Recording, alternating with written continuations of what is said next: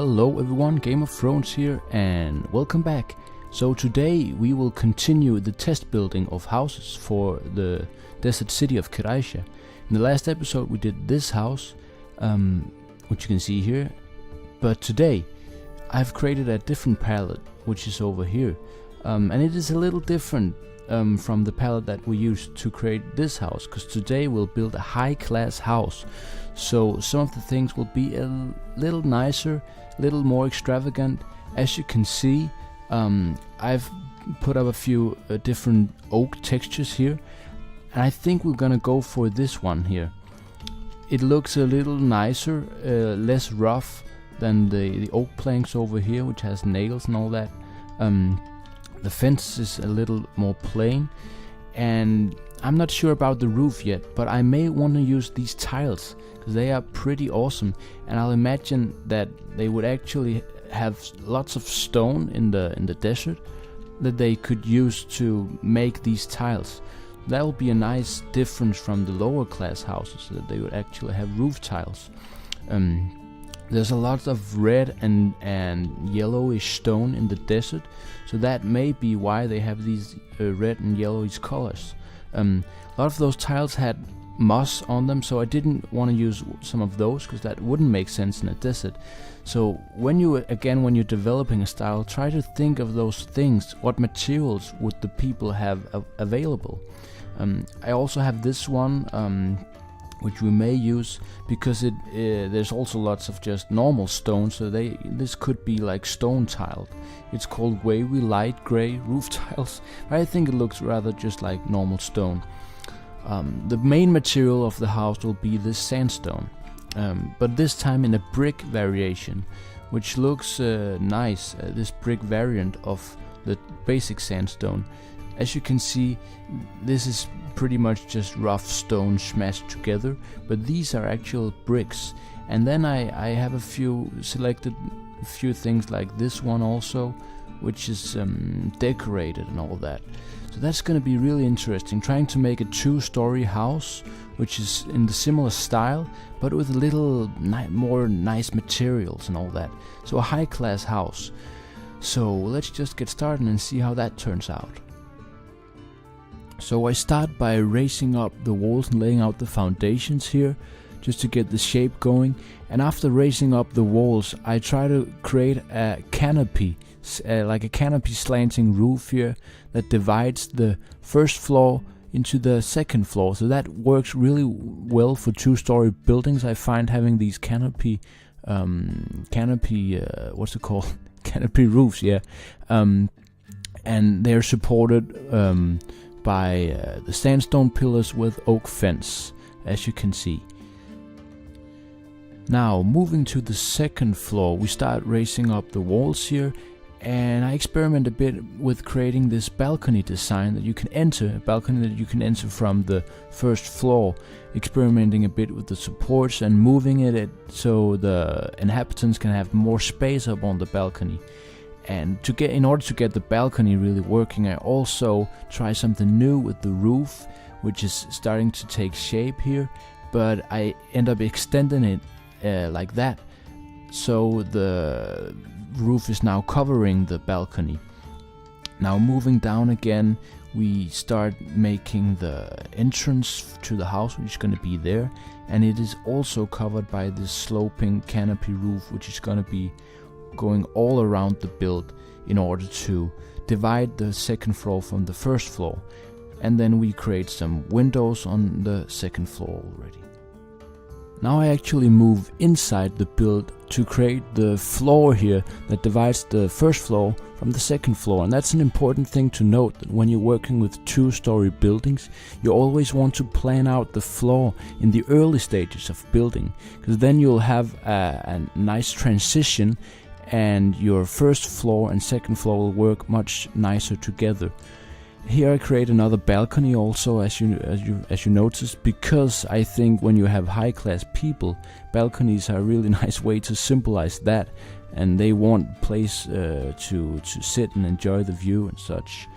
And then I actually replace the extended part over here with some cloth canvas, because that really works for desert builds, I think. like a market stall theme here, and the red color goes so well with the roof later on. So continuing on the roof here, I decided that I wanted to support it a bit and then actually extend it some more. So then it has a bit more character to it when it is both supported and extended. And I also try to raise up the oak planks here and connect them in order to create a nice shape for my roof and see how it will work when I fill it in with tiles later. Because as you can see, I want a tiled roof here, but I'm creating the framework first and then fill in the tiles later. And then moving down below, I continue the slanting canopy roof here with the support beams, and I extend it here in order to get some more storage space beneath, which is sheltered from the desert sun. So before I fill in the roof, I actually redesign it a bit with some extension and raising it up to give it some more shape. And then I started to fill in the tiles here using both slabs and trapdoors and stairs to really create a feeling of a slanting roof. So now that the main structure of the build is finished, it's a good moment to rethink the choice of materials. So what I'm doing here is that I'm changing up the oak canopy roof with some woolen cloth type canvas roof, just like the other builds had. So it brings in a nice color, some variation, and it also creates a nice parallel to the other desert houses. And on the main roof I replaced the yellow tiles with a red variation that works well with the other colors, I think.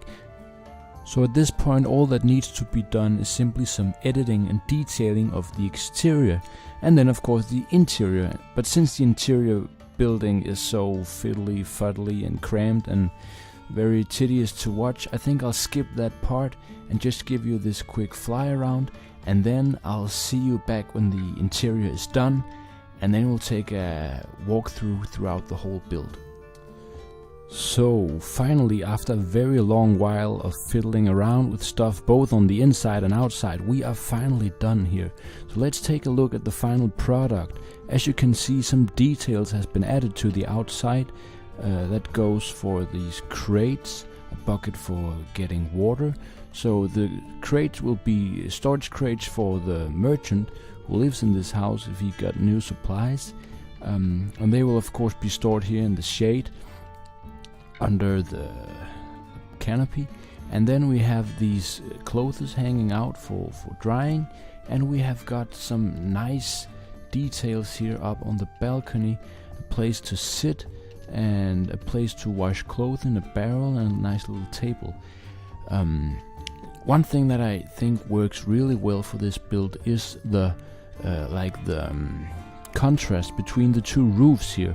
So you have a lower slanting canopy roof, which is like the lower class builds here with a nice colored brown and orange woolen cloth thing here, and then you have the upper roof which is red, nice diversion like in colors but also in materials because it's made of tiles really. So I think that's a nice thing to note when working with larger builds, to keep some contrast really between the different levels also.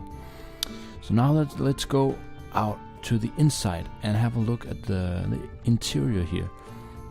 So as you enter, we are downstairs, and downstairs is the place where you would have the kitchen here on the brick floor. Here you can just do your cooking, and since these people are upper class people, they have stuff available like these cool bottles and a place to wash their hands and some goblets of wine. And beneath the stairs, which is like an awkward space, it's a nice place to have storage and store some foods that you would cook in your kitchen. As you can see here, they have lots of carpets, and that's a thing which for me is very Middle Eastern or deserty, to have these carpets on the ground in different colors. It really makes the interior come to life here.